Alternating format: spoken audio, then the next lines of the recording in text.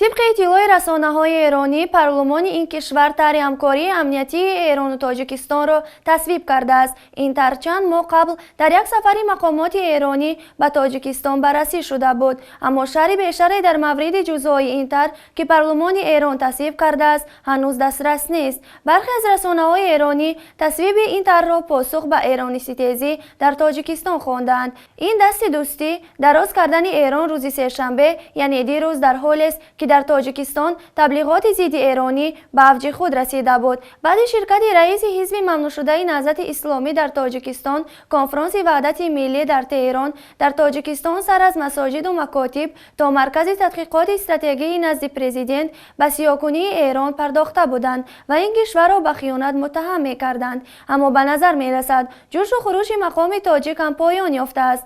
شدیدترین متهم کننده ایران سید مکرم عبدالقادرزاده رئیس شورای علمای کشور که ایران را به خیانت متهم کرده و پشتیبان تروریسم خوانده بود، یک باره اعلامش را نسبت این کشور تغییر داد و دیروز در یک نشست مطبوعاتی گفت که ایران کشور دوست و شریک تاجیکستان است و علاوه کرد که اعتراض او تنها نسبت شرکت رئیس حزب ممنوع شده نهضت اسلامی تاجیکستان در کنفرانس بود، اما رسانه‌ها زیاده روی کرده و مطلب را از بودش بزرگتر کردند.